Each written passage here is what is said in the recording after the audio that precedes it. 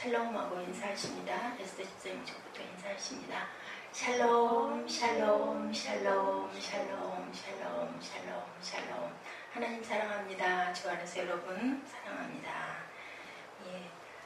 로마서 1장 1절 그리스도의 종 바울은 사도로 부르심을 받아 하나님의 복음을 위하여 택정함을 입었다.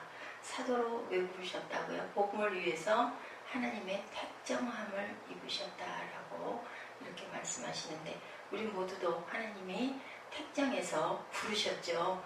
아멘. 그래서 세상에 저희들이 난 줄로 믿습니다. 그런데 보니까 사도 바울 어땠어요? 굉장히 열심과 열정. 사도 바울 하면 굉장히 펄펄 끓는 뜨거운 그런 마음이, 그런 색깔이 저는 느껴집니다. 그 열정은 과연 어디에서 났을까? 여러분들 한번 생각해 보시기 바랍니다. 어디서 났어요? 하나님이 주신 마음이겠죠.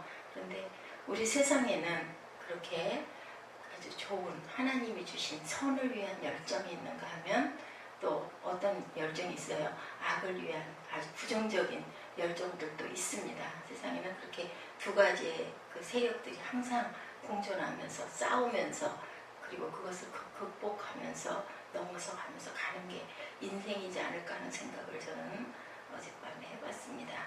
그러니까 우리가 사회를 잘못된 열정에 헌신하는 사람들도 참 많아요. 보면 그죠? 남을 비방하고 욕하는데 또 단점을 뜯어내는데 최선을 다하는 사람들, 아예 그렇게 지어진 것 같이 느껴지는 사람들, 그런 사람들도 하나님의 은혜를 받으면 귀가 열리고 가슴이 뚫리고 눈이 열리면 또한 긍정적인 사람으로 바뀌죠. 그것을 위해서 우리는 또한 열정을 내서 전도를 하고 하나님의 증인된 삶을 살아야 되는 줄로 믿습니다. 어떤 페이스북에 그런 글이 올라왔다고 합니다. 저는 목사님의 왕팬입니다. 그런데 오늘 글은 영 아닙니다 라고 이런 그 댓글이 올라온 걸 보고 어떤 목사님이 그런 생각을 했다고 합니다. 좀 긍정적으로 바라봐주면 어떨까, 좋은 칭찬을 좀 할 줄 아는 사람들이면 어떨까, 이런 생각을 했다. 그런 글을 제가 보고 동의했습니다. 그러게요. 좀 좋은 칭찬을 하면서 또 누군가를 나무랄 때도 우리도 조금 이건 참 좋은 점이다, 그런데 이건 조금 고쳤으면 좋겠어, 이렇게 얘기를 하면 좀 위로도 받고 또 그런 좀 단점을 지적을 받더라도 마음이 조금 따뜻해지죠. 그런데 막 그걸 갖고 찢는 야단을 쳐대면 아주 그 말 자체가 들어오지도 않을 뿐더러 굉장히 불쾌해지고 상처를 입게 됩니다. 로마서 15장 22절에서 24절에 보니까 그러므로 또한 내가 너에게 가려하던 것이 여러 번 막혔더니 서바나로 갈 때 너에게 가기를 바라고 있으니 너희가 그리로 보내주기를 바랍니다. 이렇게 기록을 할 정도로 바울은 어디를 그렇게 사모했어요? 로마로 가는 것을 그렇게 사모했는데 로마로 어떻게 해서 갔습니까? 금이 환영을 해서 가야 할 줄로 알았을 건데 호송에 밧줄로 묶인 채로 죄수의 몸으로 로마에 호송이 돼서 가죠. 결국은 어떻게 됐어요? 목을 잘리는 참수형을, 그나마 로마 시민이었기 때문에 십자가형을 받지 않고 목을 잘리는 참수형을 받았어요. 오늘날 우리 그리스도인들에게 가장 근데 영향을 준 그런 귀한 사도 바울로 불려지는 이분의 일생은 어떻게 보이십니까? 그야말로 열정의 덩어리, 그죠? 하나님의 사신으로 이 사람을 사도로 부를 것이냐 말 것이냐로 가지고도 굉장한 논쟁이 있었다고 합니다. 대개 사도면 12 제자들을 사도라고 부르는데 바나바 같은 사람은 사도라고 얘기하지 않거든요. 그런데 사도 바울은 하고 항상 앞에 사도가 붙어 있어요. 그럼 그 사도가 붙었던 그 뜻은 무엇일까요? 하나님과 정말 온전한 동행을 했기 때문에 인정을 안 할래야 안 할 수가 없죠. 너는 누구냐라고 이렇게 로마서 1장 1절은 사도 바울 자신에 대한 정체성의 고백이 아닐까 하는 생각을 했습니다. 너는 누구냐? 누구예요? 여러분들은 하나님의 택정함을 받은, 부르심을 받은 하나님의 제자, 자녀, 종인 줄로 믿습니다. 항상 우리는 이 생각을 해야 될 것 같아요. 어떤 시어머니와 며느리가 참 얘기를 하다 보니까 이 며느리가 그 아들에 대한 불평을 한마디를 했답니다. 정말 이런 부분이 너무 힘들어요. 그랬더니 시어머니가 그러게 어쩜 그렇게 부전자전이냐, 너희 시아버지도 이렇게 음식을 해도 한 번도 맛있다는 소리를 해본 적이 없고 그렇게 타락이 많았구나. 그렇게 얘기를 맞장구를 쳤대요. 부정자전이다. 그랬더니 기분이 좋아진 며느리가 이젠 보따리를 풀기 시작을 하는 거예요. 정말 그렇게 산만스럽고 게을르고 그리고 아주 그냥 그렇게 음식도 가지고 타박도 많고 어질르고 하면서 불평을 하다 보니까 그 불평이 어디까지 늘어졌을까요? 산처럼 늘어진 거예요. 얘기를 하다 보면 그러지 않습니까? 그러다가 문득 아무 소리가 나질 않아서 얘기를 한참 열심히 하다가 이렇게 정신을 차려가지고 시어머니를 봤더니 시어머니는 떡을 해가지고 며느리를 쳐다보고 있더래요. 있구나 하는 생각이 순간 들었다고 합니다. 뭐예요? 정체성을 깨닫지 못한 거예요. 우리는 우리의 정체성을 정확하게 알아야 될 줄로 믿습니다. 이렇게 이야기에 빠져서 얘기를 하다 보니까 내가 누구다 라는 것을 잊어버린 거예요. 나는 이분은 시어머니고 시어머니는 그 아들을 낳은 어머니인데, 그죠? 아무리 비슷한 마음의 느낌이 있다 하더라도 아들 얘기를 너무 그렇게 심하게 하면 결국은 그걸로 인해서 또 이 며느리가 어머니의 그 마음에 아픔을 드릴 수도 있었던 건데 라는 생각을 하고 얼른 입을 다물었다라는 그런 예화가 있습니다.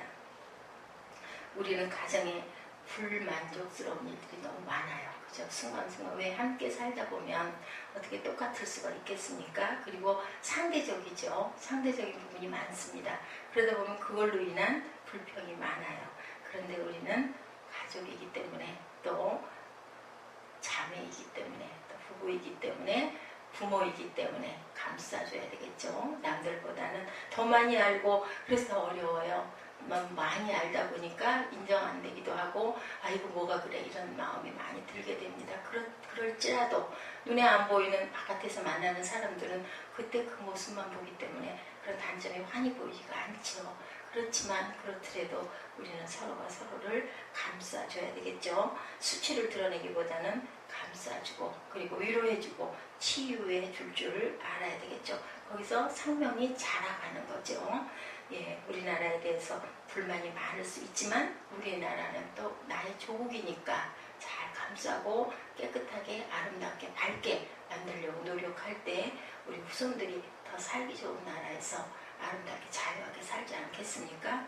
예, 그 영화에 이런 이야기가 있었어요. 현종화 선수가 북한 이분희 선수에게 하는 말에 그 내용이 어디 보니까 실려 있더라고요. 남한에서 살고 싶지 않아? 남한이 북한보다 더 잘 사나? 잘 살잖아. 그리고 현종화 선수가 그 북한 선수 이분희 선수에게 말을 했더니 이 이분희 선수가 이렇게 얘기를 했다고 합니다.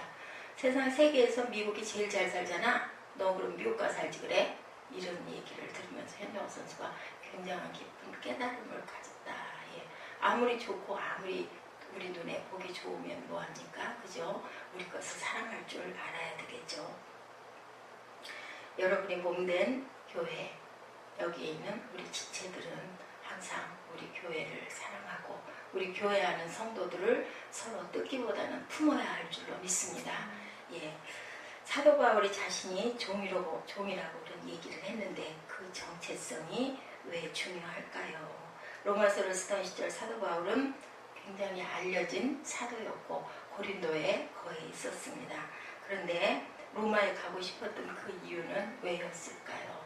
로마로 왜 그렇게 가고 싶어 했을까요? 로마는 세계로 통한다라고 그때만 해도 그 이후에도 얼마 제가 그 어린 나이일 때도 그런 이야기들이 굉장히 많이 돌았었어요. 그럴 만큼 로마가 아주 흥황했던 그런 나라이다 보니까 사도 바울의 그 전도 여행도 쭉 보면요 가는 곳곳마다가 굉장히 그 문화의 그 아주 요충지 그리고 그 무역의 아주 중심지 이런 데들을 뚫고 이렇게 전도를 많이 했었어요. 지난번에 우리 그 지중해 연안 그쪽도 보면은 굉장히 그 문화가 발달됐던 그래도 아주 그 타락했던 도시지만 그래도 그런 곳에서 비전을 바라봤겠죠. 그렇기 때문에 로마가 세계로 통하는 곳이기 때문에 내가 로마로 가야겠다라는 마음도 누가 주셨겠습니까? 하나님이 주셨어요. 그래서 나는 잘 돼서 로마에 가서 엄청난 복음을 내가 꼭 전해야 되겠다는 로마를 꼭 가야 되겠다. 그런 꿈을 꿨는데 하나님의 방법은 세상의 방법과 달랐죠. 그렇게 죄수의 몸으로 갔습니다. 그것을 바울이 알았을까요? 바울이 우리의 그 삶을 돌아보면 한참 가고 나서 돌아보면 아 그때 하나님의 뜻이 여기 있었구나 그렇게 하고 하는데 사도 바울은 과연 내가 그렇게 억압을 받아서 억류가 되어서 죄수의 몸으로 가겠구나라는 것을 글쎄 알 수 있었을까 하는 생각을 해봅니다. 근데 하나님이 그런 방법을 쓰셨기 때문에 로마에서 그렇게 아주 높은 고위층의 영향력 있는 사람들에게 마음껏 자기가 하고 싶은 말을 얼마든지 할 수 있지 않았을까라는 생각을 해봅니다. 종이란 의미는 과연 무엇일까요? 예, 로마 시민들이 소유한 세 종류의 소유물이 있습니다. 로마 시민들은 말 못하는 소유물을 갖고 있었고요. 소리내는 동물과 소유물을 갖고 있었고요. 그리고 또한 사람이지만 짐승을 취급을 당하는 그런 노예, 그 소유물 세 가지를 갖고 있었습니다.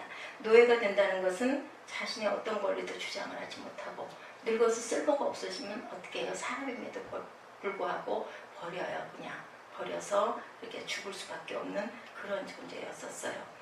예, 그런 비참한 존재로 사도 바울은 자신의 정체성을 정의하고 있죠.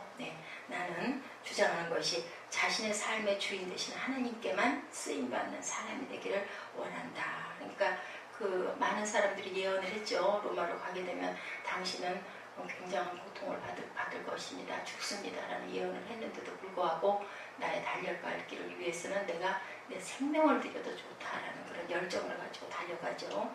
하나님 때문에 우리가 유용한 존재가 되기 시작하면서 우리의 마음이 교만해지기 시작할 때가 많아요. 특히나 죄종들이 그런 경우가 많습니다. 또 목회를 하면서 목회가 세상에서 얘기하는 조금 성공했다라는 목회, 부흥하고 있다라는 그런 교회 목사님들은 나중에는 처음에는 아주 가깝게 편하게 통화를 하고 이야기를 나누고 했던 그런 분들도 나중에는 통화하기가 어려워지고 만나도 인사를 해도 따뜻한 인사를 서로 주고받지를 못하게 돼요. 왜? 어깨에 힘이 들어가기 때문에. 내가 이제는 더 드러나는데 그것은 누가 하셨어요? 하나님이 하셨다라는 것을 우리가 항상 알아야 되겠죠. 제일 경계해야 할 부분이 나도 모르게 찾아오는 나의 존재. 나의 존재는 없는 거죠. 제가 아까 빛나고 높은 보좌 그 찬양을 하면서 가사에 그런 부분이 있더라고요. 내가 이제 살아있음은 무엇이라고요? 하나님의 은사다라고 아까 가사에 나와 있어요. 내 생명은 하나님의 은사로 우리가 죽을 몸이 새 생명을 받았고 영생을 얻었죠. 그렇기 때문에 우리는 항상 내 존재가 어디 있는가, 아까 얘기한 것처럼 내 정체성은 과연 어디 있는가 생각해야 할 줄로 믿습니다. 실력은 기본인데 인격과 헌신이야말로 세계와 시대를 앞서가는 인물로 성장해지기 위하여 갖춰야 할 덕목입니다. 예일대 교수였던 전혜성 씨가 인간성이 빠진 엘리트주의는 사회의 리더를 만들지 못한다. 자신의 풍족함이 아니라 다른 사람들에게 베푸는 것이 강조되어야 한다라는 그런 이야기를 했어요. 자, 이런 얘기도 있네요. 개같이 공부하면 짐승이 된다. 여러분들 이 말씀의 깊은 뜻을 새겨보시기 바랍니다. 1등보다 위대한 무엇이 되라, 무엇에 도전하라 라는 그런 이야기를 했다고 합니다. 강영호 박사, 고경주 미국 보건부 보건 담당 차관보, 고흥주 국무부 법률고문 같은 사람들의 부모들의 교육이 이렇게 개같이 공부하면 짐승이 된다. 1등보다 위대한 무엇에 도전해라. 미국에서는 재미있는 조사들을 하는데요. 하버드 대학 그룹과 빈민층 그룹의 삶을 72년간 추적해봤다고 그래요. 그랬더니 마약과 알코올 중독의 분포가 비슷했고 캘리포니아 지역 영재 집단인 IQ 145 이상 되는 1528명의 삶을 90년간 추적한 결과 다른 집단과 비슷하게 성공한 사람과 실패한 사람의 비율이 나타났다고 합니다. 위대한 인물들의 특징은 실력을 키워서 자신을 위해 살려고 했던 사람이 아니고요. 헌신하는 삶을 사는 것이다. 사도 바울의 위대함은 그가 종된 삶을 살기로 했기 때문에 위대한 줄로 믿습니다. 내가 성공하는 것이 아니라 하나님의 종으로서의 정체성을 확실하게 알고 그렇게 갔던 거겠죠. 노예는 일당을 받고 일하는 하인과 같아요. 말을 해서 품삯을 받아도, 일을 해서 품삯을 받아도 그것은 주인의 것이죠. 물건을 빌려주고 사용료를 주인이 받듯이 노예의 품삯도 주인이 받아요. 그래서 우리가 살아도 주를 위해 살고 죽어도 주를 위해 죽나니 그러므로 사나 죽으나 우리는 주의 것이다. 우리 찬양 많이 하죠. 로마서 14장 8절 말씀입니다. 갈라디아서 1장 10절에 바울은 이렇게 고백하죠. 내가 사람들에게 좋게 하랴 하나님께 좋게 하랴. 사람에게 기쁨을 구하랴. 내가 지금까지 사람들의 기쁨을 구하였다면 그리스도의 종이 아니니라. 하나님의 기쁨을 구하는 저와 여러분 되시기를 주님의 이름으로 축복합니다. 사도 바울이 사도가 됐다라는 것은 아볼로나 실라나 바나바나 디모데 같은 사람들은 사도로 칭하지 않습니다. 십자가와 부활을 목격했던 제자들에게 주어진 칭호인데 사도라 칭할 수가 없었는데 자신에 대한 확신이 있었기 때문에 항상 보면 문장의 첫머리에 나 사도 바울은, 사도된 바울은 항상 이렇게 고백하고 나가죠. 그런 것처럼 그것에 대한 하나님에 대한 열정과 사랑과 뜨거움과 본인의 정체성이 너무나 정확했기 때문에 나 바울, 나 사도 이렇게 얘기합니다. 사도 지금 누가 주셔요?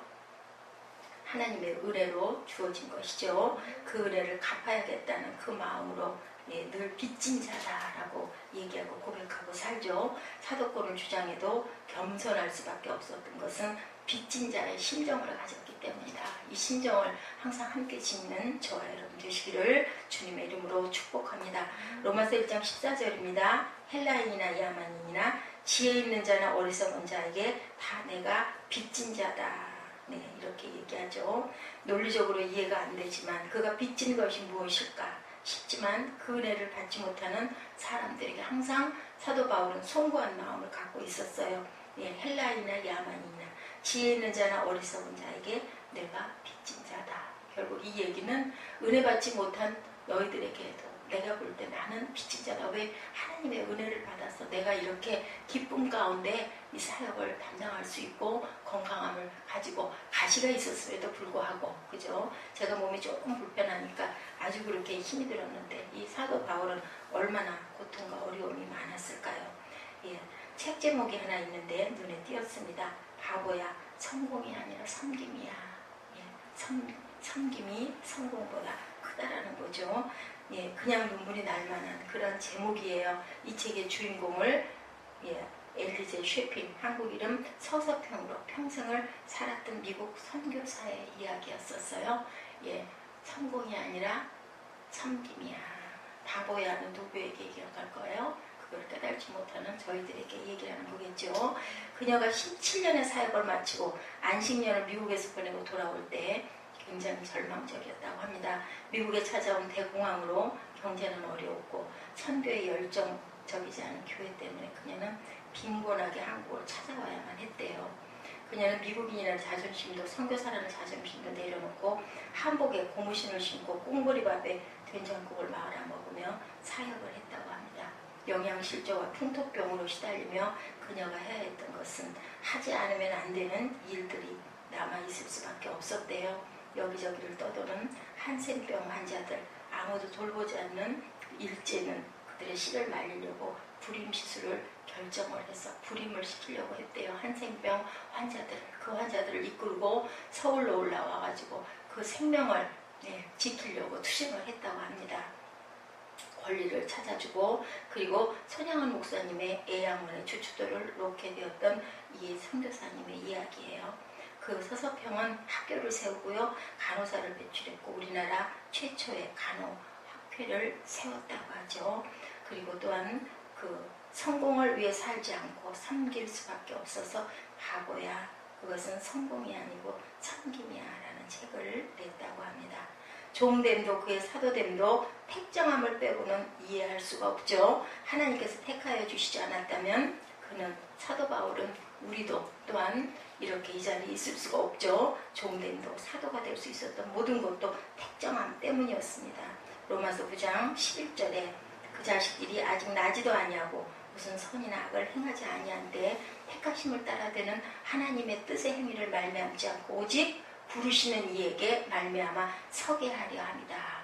택하심을 받는 순간 구별된 사람이 되는 거죠. 성도를 의미하는 하기오스는 하나님의 사역을 위하여 특별히 구별된 사람들을 가리키는 말이에요. 그런데 이 구별은 세상으로부터 분리되었다는 바리새적 의미가 아니고 이 세상을 죄악으로부터 분리한다라는 그러한 의미가 있다라는 것, 성도라는 그 의미를 깊이 생각하시기 바랍니다.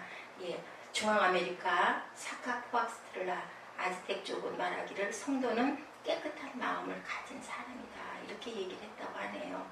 네.